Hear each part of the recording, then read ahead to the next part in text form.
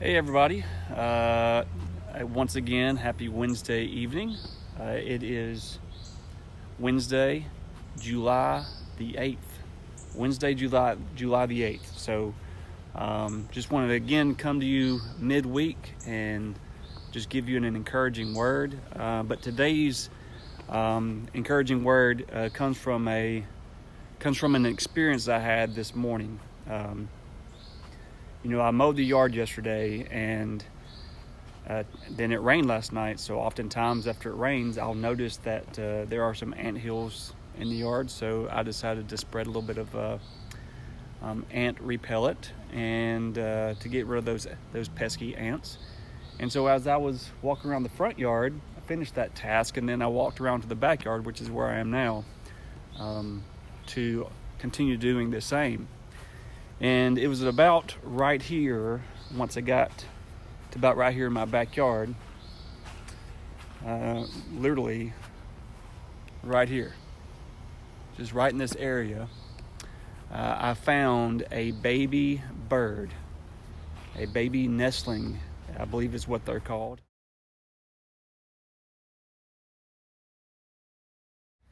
And at first glance, I wasn't sure what it was. And then upon further inspection, I realized that there was a baby bird struggling to survive on the ground. And I really didn't know what to do with the bird or about the bird. I guess kind of my paternal instincts took over, and I began to look for a bird's nest.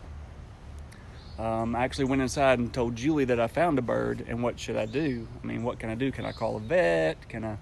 What do I do with this bird? At this point, since I found it, it's kind of like finding an orphan on my doorstep. I didn't really know what to do about it. So Googled what to do with a baby bird if you find a baby bird, and the first thing it says to do, Google says to do, is to look for the nest, which I did. And you can even see the ladder is still over here where I was looking in the tops of those bushes, because if you look around where I found it, right in this area, there aren't really any trees in the area. The trees at my house are along the sides, and then at the back of the yard, and then of course on that side of the yard. So there were no trees where the bird was found. So I looked in those bushes trying to find a nest in those bushes, and I didn't find a nest. And so the next thing it says, if you can't find the nest, that you can feed it. Now, I've heard stories of people nursing baby animals back to health, and then they raise them and set them free. Well, I'm going out of town soon, and so I hate to say I didn't have time to nurse a baby bird. But that's the truth. I didn't have the capability to do that at this current time. So what I ended up doing is I texted a good friend, a school teacher who teaches science at the junior high, and I know that she loves animals, and has a knowledge, and she would know what to do. So I texted her, and she gave me the name of the Alabama Wildlife Conservatory, Alabama Wildlife Center. It's in Oak Mountain State Park, and she said that I could take it there. And at that point, I was not able to do that either. I really wanted to, but I just wasn't able to do that. And so I said, can I take it to the vet? And she said, actually, that's illegal. They're not allowed to take wildlife like that. If it was a pet, it'd be a different story. A domesticated animal, you could do that, but not just a wild bird. And even at that time, I didn't know what kind of bird it was. She said it could be a mockingbird, and I thought to myself, I can't kill a mockingbird. I can't do that, right? And then she said it could be a cardinal, and I said, well, I love cardinals. Cardinals are my favorite, and that's my favorite baseball team. So I really can't do anything. I have to help this bird. So I said, what do they eat? And she said, well, worms. So what did I do? I went, looked up underneath some rocks in my backyard, found a worm. I proceeded to take the worm and dismember this worm. I hope this isn't bothering you, but I did make the worm smaller in segments, and I proceeded to feed the bird. Chirp, chirp, chirp, chirp, chirp, chirp, chirp, chirp, chirp, chirp. There it is in its mouth. It won't go down. That's a Mary Poppins song, I know. I fed the birds, and I fed the bird, and it gobbled it down, and it was still hungry. But by that time, my friend, she texted me back. She said that her niece was staying with her, and her niece would like to go see the Alabama Wildlife Center in Oak Mountain. So that was kind of an answered prayer. So I said, I will bring you Zazu, because I named it after the bird from The Lion King. So I took Zazu to her house, and she has since taken it to the Alabama Wildlife Center.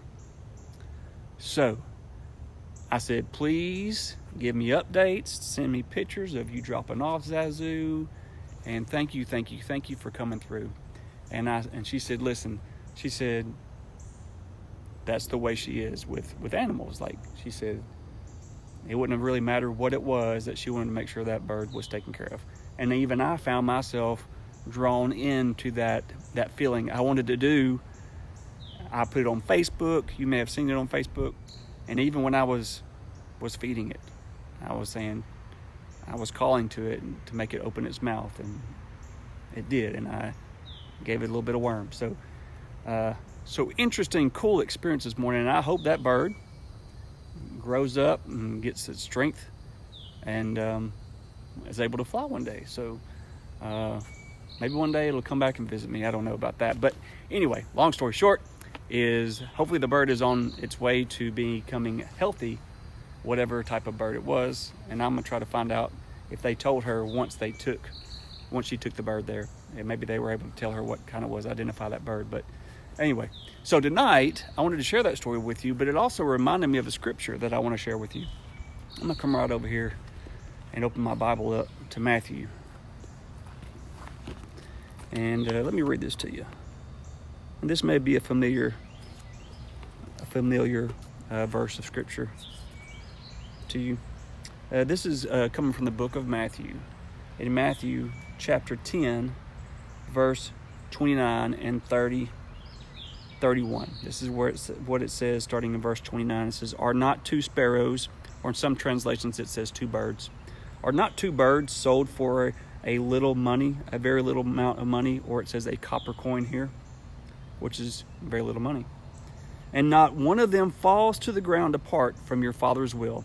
Meaning, not one of those birds that have very little value in this sense falls to the earth without the Father knowing. When that bird fell to the earth, the Father knew it happened. But the very hairs of your head are all numbered. The very hairs on your head are all numbered. Do not fear, therefore, you are of more value than many birds, or sparrows in this translation. So that is a nice reminder that God had for me today, that the Lord had for me today, because when I found that bird, I cared for the bird. You know, I cared for the bird and wanted to make sure it was taken care of. But that bird has very little value in comparison to so many other things, right? Yet the Father knew when that fell to the earth, when that bird fell to the earth, the Father knew. But even still, I am of more value, and the very hairs on my head are numbered. The Lord knows every hair on my head.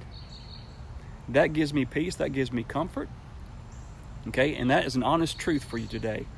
You have so much value to our Father. And that was a nice reminder to me today. So I hope this video finds you all doing well, and consider to stay well and stay safe. And again, like I say every week, just looking forward to being back with you guys once again. If you're not attending church on Sunday mornings, hopefully you're joining the live feed and seeing that on Facebook. Hopefully these little Wednesday night messages give you a little sense of church, a little piece of church, and a little word from the Lord, a little spiritual comfort, if you will. And but I'm looking forward to the day when we get that big green light to be back together again in full capacity and doing things together. So until then, again, love y'all, praying for you, take care of yourselves, and I'll see you real soon. Bye, guys.